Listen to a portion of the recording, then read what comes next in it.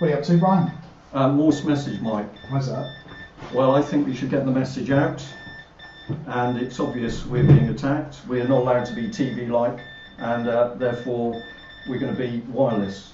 I think that's what we need to do. Yes.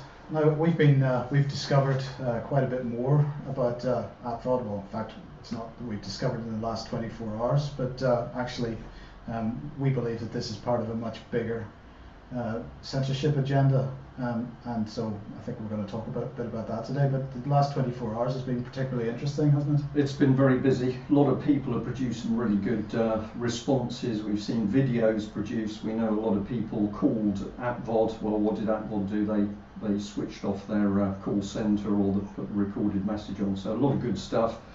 We've had some fantastic videos produced, which shows what people can do when they're motivated. We've also had one or two people with a few gripes. Apparently we're not doing enough, which is a bit tricky. I think it's not that we're not doing enough, it's that we're doing the wrong thing. So the way we've gone about this has been wrong, and really we should have fought this privately and using various forms of the law, and well, of course, if we did that, nobody would know about it. Yeah. So we're going to stick by what we do best, which is we're going to make sure we publicise what's happening.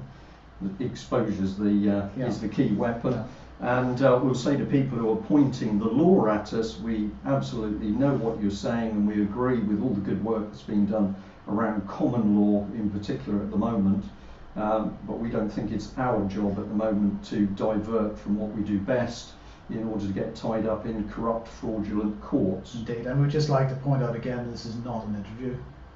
Yeah, I forgot about that. And actually, we didn't announce the start of the program. What is this program? Well, it's UK column wireless. I think it is wireless today. Wireless, yeah. Okay. And of course, we're not in the car. We are in the kitchen. Well, I thought if I was transmitting, I should change location. It's very important. Well, aside from that, if we were in the same place twice, we might be considered to be studio based, and therefore, yes. So this is a kitchen. They do programs, of course, from kitchens. Does that make it a studio? I think the kitchen sense of the word. Only if you're cooking. Okay, well we're not. No, we don't have a cooker anyway. No. Right. Of course, we have taken a stand on the issue of ATVOD, but ATVOD is only part of a larger pie of media regulation and particularly increasingly media censorship. This is an issue we have been discussing, well, I believe since 2012. This was February 2012 issue of the UK column, and as we were not allowed to put graphics up, we will show you a photocopy of the paper. Yeah. And we were actually the first news organisation to expose the links between the Leveson inquiry and Common Purpose and the Media Standards Trust, and people are immediately going to be asking, I'm sure, what the connection is between Leveson and ATVOD and so on. But I think what we're about to show is that there are direct links between this entire agenda, which is not just limited to the internet, but in fact all media discussion of events. Yeah, there's a very big picture operating, Mike, isn't there? And we're going to say that we pushed out that there was this original connection. We're very pleased to say the Daily Mail, first of all, picked up on it, and then started eventually to run with an 11-12 page story. The Telegraph got involved, the Sun got involved, and as we're going to show in a minute, the mainstream press are still asking questions about what's going on. Yes. So have we started something? I think we did. We hope so. But this isn't just about ATVOD. This is a tiny part of something much bigger and much more dangerous. Yes. Now, before we get on to that as a whole, and I'm not asking this in an interview style, but can we just discuss this issue of independence? What is the definition, do you think, or in your mind, what is the definition of independence with regard to what is going, with regard to public service, and when you're taking part in these supposedly these boards that make policy? What is the definition of independence, do you think? Well, you don't have any connections with the organisations that are part of the debate, or you're not so heavily connected into people within the sphere of debate that your opinion could be compromised. Okay, but it's a bit of a difficult area, isn't it? Because of course they want to have people that they perceive as being qualified to actually make judgments on. That's true. Right. So how do you, I mean, do you have an opinion on this? How do you find people that actually are genuinely independent in that case? Well, one of the things that comes into my mind is that if you've got people who are going to make judgment on what free press is, you should have a team of people who are genuinely independent members of the public, people from some of the houses behind us. So perhaps you agree with me that it's really pretty arrogant to suggest that that there are no intelligent members of the public that can't make rational decisions on things. That in fact you need to have somebody with 30 years experience in the industry that you're talking about in order to make an independent judgment. Yeah, it's a bit like having a banker in order to make judgment on banking regulation because there's been fraud and corruption, isn't it? Right. We need another banker. So yesterday I mentioned one independent member of the ATVOD board. I just wanted to raise one more, and that's a guy called Robin Foster, and he was just appointed in May. Yeah. And he has replaced a lady called Julia Hornell. It looks like Horney. And bearing in mind ATVOD's main activity, I thought that was quite ironic, but it was actually just misreading. Good job it's wireless here, Mike, otherwise this could be a bit television-like. Robin Foster then, independent board member of ATVOD, appointed in May 2014, founding member of Communications Chambers, which is a group of independent experts in media and telecommunications, including senior level advice on policy. But before that he was a partner for strategy at Ofcom, and before that he was a director of strategy at the BBC, and before that he was controller of corporate strategy at the BBC. Well, strangely his CV seems to have about 10 years missing between that and coming out of Cambridge University, but you've got to ask, how is this person independent? Yeah. And this is the same question that we're going to ask in a second when we start discussing Levison, of course. Yeah, well, we know that so far everything that's come out of ATVOD, and you're seeing it across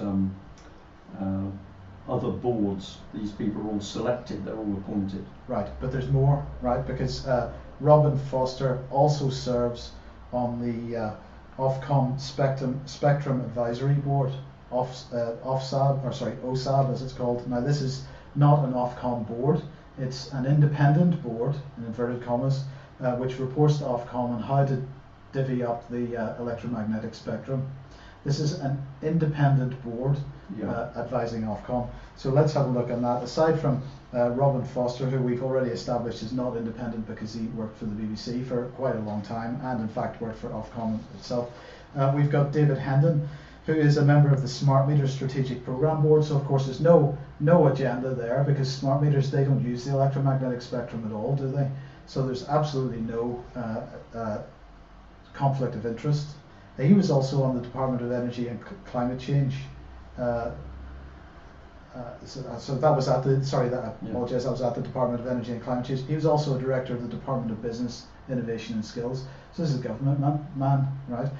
Dr. Robert Pepper leads Cisco Global Technology Policy. This is the company which is driving the Internet of Things. So there's no conflict of interest there either in how the electromagnetic spectrum is divvied up. Jean-Jacques Sahel, Director of Policy at Skype/Microsoft, so no conflict of interest there. He's an ex-chairman of OECD Working Party on the Information Economy, and he was the UK signatory to the United Nations ITU Convention and Constitution, and that was the international telecommunication. We're looking at global governance here of the electromagnetic spectrum. And then we've got Gavin Young, Head of Strategy and Planning within Cable and Wireless, so no conflict of interest there. And Mike Walker, who is Group Research and Development Director at Vodafone Group of Companies, so no conflict of interest there either. So we've got a range of completely independent people advising Ofcom on how to divide up the electromagnetic spectrum, and Robin Foster is part and parcel of that group, also completely independent. Yeah, so you know, I'm struggling to find a definition for independent which fits this picture. Yeah, and in the middle of this lot we've got ATVOD. Should we bring in the Media Standards Trust? Sure. That'd be a good place to go. So there's a that's an interesting little report, isn't it? Yeah. This is the Media Standards Trust. Now, do you want to give us a bit of background on what that is? Well, basically, this is having a look at... No, the Media Standards Trust itself, I mean. Oh, right, okay. It's a good job we're not live, isn't it? Because Yes. I'd have really messed that up. What we've got is the Media Standards Trust. We just have a little read through the board. It says it's governed by a board comprising respected figures from civil society and the media, and it meets 4 times a year to decide on the overall strategy. We've got Mary Ellen Barker, a journalist. We've got Sir David Bell. There's Sir David Bell, if anybody wants to be reminded what Sir David Bell looks like. And he... Well, he was Chair of Trustees Common Purpose, but also formerly Chairman of the Financial Times, and of course Pearson Group, which was the company well in behind the setting up of the Media Standards Trust in the first place. And just in case anybody doesn't remember what Julia Middleton looks like, there she is. Yes, thank you, Mike. Yes. So we've got Sir David Bell, we've got Sir Cyril Chandler, Chairman of the King's Fund, and if people don't know what the King's Fund is about, look it up. We've got Geraint Talfan Davies, Chair of the Institute of Welsh Affairs, Will Davies, Research Fellow in Governance, and he's with the Side Business School, University of Oxford. Remember that the good old Side Business School had money from a gentleman, I believe, had been involved in international arms deals. Roger Grief, Films of Record, Baroness Helena Kennedy, lawyer, writer, broadcaster, principal of Mansfield College, Oxford. David Lyon, Developing World Correspondence, BBC. Charles Manby, Goldman Sachs. Julia Middleton, Common Purpose. The Right Reverend Stephen Platten, Bishop of Wakefield. Sir Anthony Saltz, Executive Vice Chairman, N.M. Rothschild, and also a member of the Scott Trust, which put money into the Media Standards Trust. And the Guardian, of course. And the Guardian. Albert Scardino, Pulitzer Prize-winning journalist. Anthony Smith, broadcaster.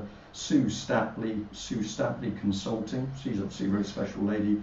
And Sir Robert Worcester, who just happens to be the founder of Murray Poll. And I think if you look in the front of that, we find, surprise, surprise. So this is a Media Standards Trust report, and it's entitled "Can Independent Self-Regulation Keep Standards High and Preserve Press Freedom?" Now, of course, as you would imagine, there was no conflict of interest on any of the people on the board of the Leveson inquiry, because David Bell wasn't on it, and David Bell wasn't anything to do with the Media Standards Trust, nor was he anything to do with Common Purpose. You are being sarcastic here, Mike. Would I? Anyway, right. So this is an interesting little report, because what they're talking about is the independent custodian of the code. Right. Was that something to do with what you were doing earlier? Well, I hope not. Acting on behalf of the public in the public interest, the independent arbiter, the first port of call, become a membership organisation. A range of available remedies and for breaches of the code, independence of the industry, and so on.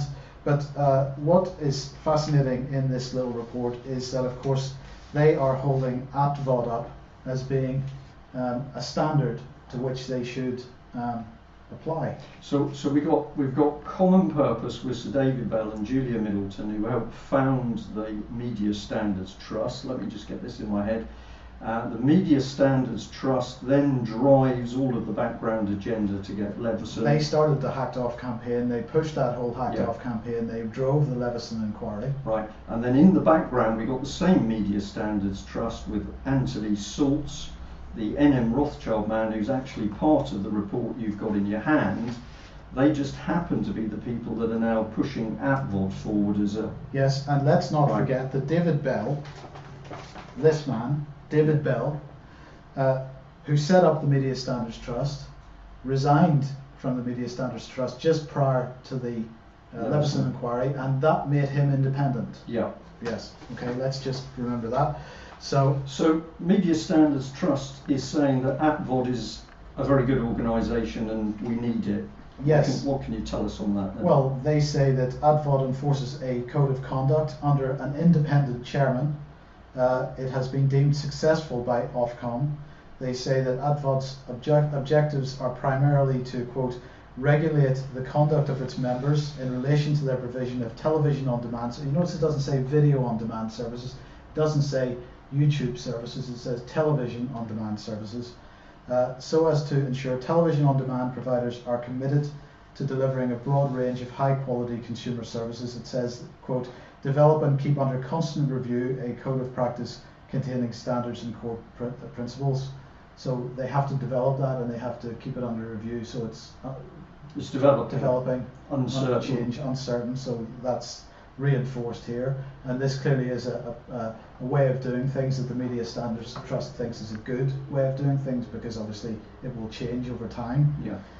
And they say that ATVOD's constitution empowers the directors to pass rules or bylaws governing the terms of membership.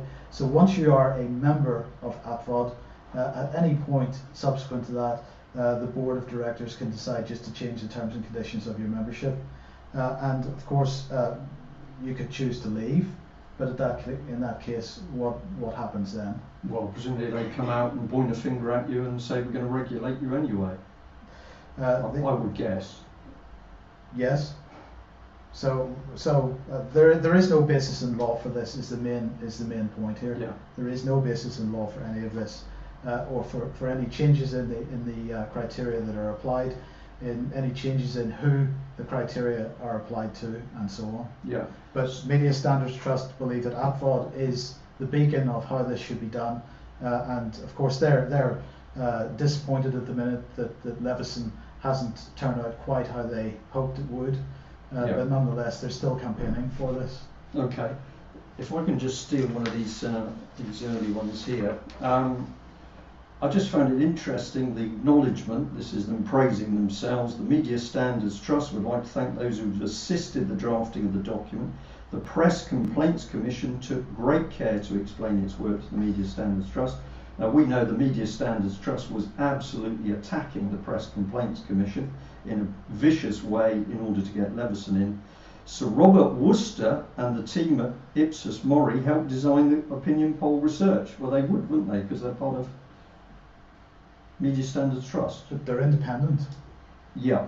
And then the chairman, Anthony Saltz, provided tireless scrutiny and encouragement. Well, that's when he wasn't driving the international banking scene through the Rothschilds.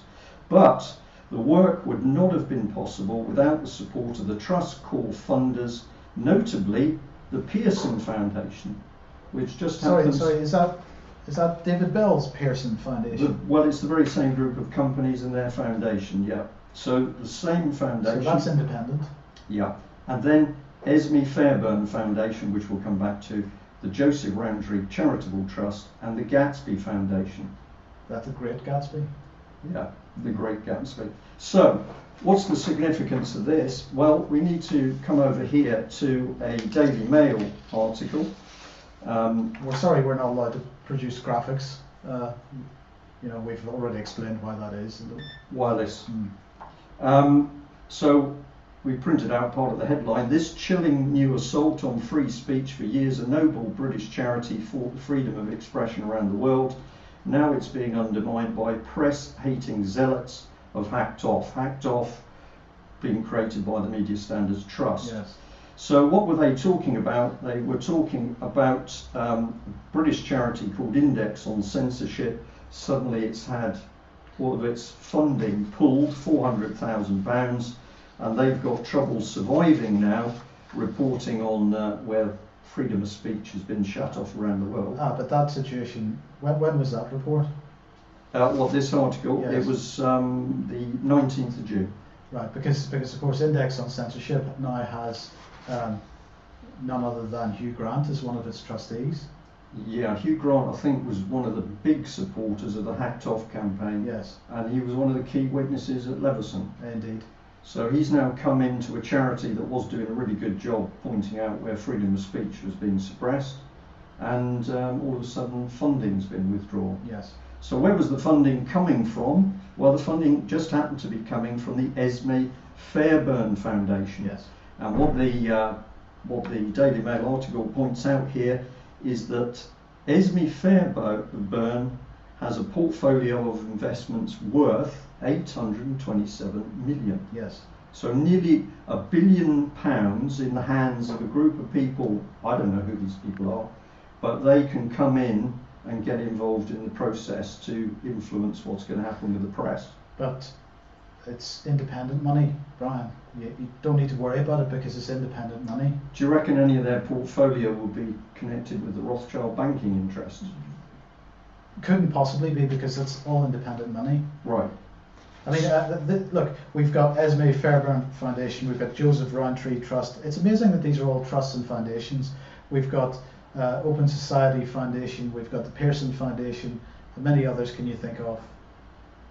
Thousands. Yeah. All this money sloshing around, which is going to good causes, is going to charities. Yeah. And we've made this point before. 40,000 charities or whatever it is in this country. You would think nobody would be in need. Yeah. Because obviously charities are there to help people that are in need. So. Well, they were till Tony Blair got them, and then he created the third sector, and the idea was to use charities in order to put policy through. Right. And part of that policy, of course, is clamp down freedom of the press. Right. So I just read a little bit here. In 2005, Sir David and Common Purpose founder Julia Middleton, an author and leadership expert, established the Media Standards Trust, an independent registered charity that fosters high standards in news on behalf of the public. Who said this? They did. Right. Which was based at the Common Purpose offices. Sir David Bell was MST's first chairman. That year, the Esme Fairbairn Foundation gave the fledgling organisation 70 grand. Right.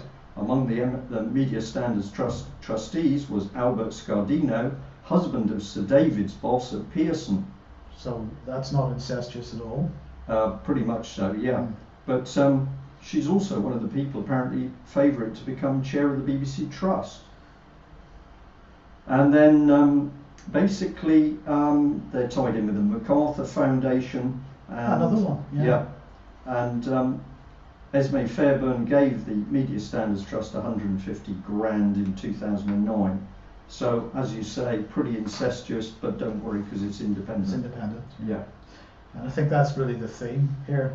Well, I think we've got to say that if people just think what we are witnessing at the moment is ATVOD coming to take out the UK column because they don't like us, could it be because we're the very people that expose Common Purpose and Leveson? Well, that's this is much bigger. Yes, that's quite possible. This is much bigger. It is. You look at this rat's nest of independent advisors and the organisations and foundations that they're working with, and you find them in every single censorship agenda that is being pushed forward in this country at the moment. And this is not a conspiracy. It's fact. Or a criminal conspiracy. It is criminal in its intent, and completely unconstitutional. Right. So we'd like to say something to the people out there on the other end of the wireless, and that is that the key to dealing with what's going on is exposure of what the system really is. And if we're going to be a little bit crunchy and we say we're getting a lot of advice at the moment as to what we should do this, we should do that, and a key part of that is what these people are doing is against the law. Well, we know that. We also know the courts are corrupt, and that's why we've got the UK column, because we're trying to tell people. So if people want to challenge this by going through common law, which we'd support, we need you to do it, because we've got enough on our plate at the moment reporting that many people need to wake up, because the moment free media is closed down, what we're going to see is the secret arrests spiralling. Remember, reported in the mainstream media to date, 600 people arrested in secret by the new crime body, mothers being arrested and sectioned and forcibly drugged to stop them exposing paedophile rings, people dying in police stations. This is the reality of life in Britain today, and that's why we need free press and media. So I think we're going to say UK column flat out at the moment, getting the truth out about what's happening. We're giving you the ammunition. Am I allowed to say ammunition, Mike? It's not a television-like term, so no. I don't see any problem with that. Well, this is a wireless word. We're giving you the ammunition to really take the lid off and expose these people. What we don't need is people coming back to us and saying, well, UK column, what you need to do is this and that. We need your help. You need our help. If we all work together, we can deal with what's starting to happen. But critical, this is a massive octopus strangling free speech on the internet, but it'll come to TV, it'll come to wireless. Yeah. So tonight at 6 p.m. on the live stream, ukcolumn.org/live, there is an issue, maybe? Yes. A version. Yes. We're not allowed to say episode of Doomwatch. Yeah. It's going to be very interesting indeed. Please join us for that, 6 o'clock until 8 o'clock tonight. Good. Yes. And I'll add, thank you very much to all the people that have been pushing the wireless episodes around the car, the men in the car. That is starting to move. We're fascinated to see the response from the American audience, because Americans just do not understand that Britain is much closer to a police state than America, even though we don't have the guns, perhaps because we don't have the guns. But I'm using that word in a kitchen sense, Mike, so... Yeah. Now, I'm sitting here wondering how we end this, because of course we are not in a studio. No. And therefore I actually have to get up and switch the camera off. While you're doing that, I'll just say many people will not have believed this was a radio. They think it's something to do with dog biscuits. But I'm just going to show you that if I can hold this up to camera, I assure you that this is the real thing. Do you have an Ofcom license to operate that? Oh my goodness. It's below 10 watts. Okay. I'll leave you to switch the camera off. Okay.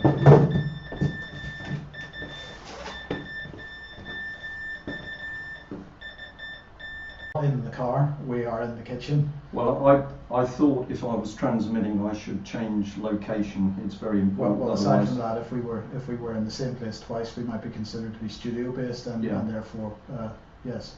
So this is a kitchen. They do programs, of course, from kitchens. Does that make it a studio? I think the kitchen sense of the word. Only if you're cooking. Okay, well we're not. No, we don't have a cooker anyway. No. Right. Of course, we have taken a stand on the issue of ATVOD, but ATVOD is only part of a larger pie of media regulation and particularly increasingly media censorship. This is an issue we have been discussing, well, I believe since 2012. This was February 2012 issue of the UK column, and as we were not allowed to put graphics up, we will show you a photocopy of the paper. Yeah. And we were actually the first news organisation. What are you up to, Brian? Morse message, Mike. Why's that? Well, I think we should get the message out, and it's obvious we're being attacked. We're not allowed to be TV-like, and therefore we're going to be wireless. I think that's what we need to do. Yes. Now we've discovered quite a bit more about ATVOD. Well, in fact, it's not that we've discovered in the last 24 hours, but actually we believe that this is part of a much bigger censorship agenda, and so I think we're going to talk a bit about that today. But the last 24 hours has been particularly interesting, hasn't it? It's been very busy. A lot of people have produced some really good responses. We've seen videos produced. We know a lot of people called ATVOD. Well, what did ATVOD do? They switched off their call centre, or they put the recorded message on. So a lot of good stuff. We've had some fantastic videos produced, which shows what people can do when they're motivated. We've also had one or two people with a few to expose the links between the Leveson inquiry and Common Purpose and the Media Standards Trust, and people are immediately going to be asking, I'm sure, what the connection is between Leveson and ATVOD and so on. But I think what we're about to show is that there are direct links between this entire agenda, which is not just limited to the internet, but in fact all media discussion of events. Yeah, there's a very big picture operating, Mike, isn't there? And we're going to say that we pushed out that there was this original connection. We're very pleased to say the Daily Mail, first of all, picked up on it and then started eventually to run with an 11-12 page story. The Telegraph got involved, the Sun got involved, and as we're going to show in a minute, the mainstream press are still asking questions about what's going on. Yes. So have we started something? I think we did. We hope so. But this isn't just about ATVOD. This is a tiny part of something much bigger and much more dangerous. Yes. Now, before we get on to that as a whole, and I'm not asking this in an interview style, no. But can we just discuss this issue of independence? What is the definition, do you think, or in your mind, what is the definition of independence with regard to what is going, with regard to public service, and when you're taking part in these supposedly these boards that make policy? What is the definition of independence, do you think? Well, you don't have any connections with the organisations that are part of the debate, or you're not so heavily connected into people within the sphere of debate that your opinion could be compromised. Okay, but it's a bit of a difficult area, isn't it? Because of course they want to have people that they perceive as being qualified to actually make judgments on. That's true. Right. So do you have an opinion on this? How do you find people that actually are genuinely independent in that case? Well, one of the things that comes into my mind is that if you've got people who are going to make judgment on what free rights, apparently we're not doing enough, which is a bit tricky. I think it's not that we're not doing enough, it's that we're doing the wrong thing. So the way we've gone about this has been wrong, and really we should have fought this privately and using various forms of law, and well, of course, if we did that, nobody would know about it. Yeah. So we're going to stick by what we do best, which is we're going to make sure we publicise what's happening. The exposure is the key weapon. Yeah. And we'll say to people who are pointing the law at us, we absolutely know what you're saying, and we agree with all the good work that's being done around common law in particular at the moment.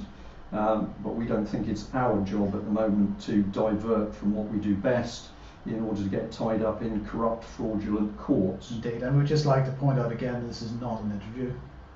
Yeah, I forgot about that. And actually, we didn't announce the start of the program. What is this program? Well, it's UK column wireless, I think it is wireless today. Wireless, yeah. Okay. And of course, we're not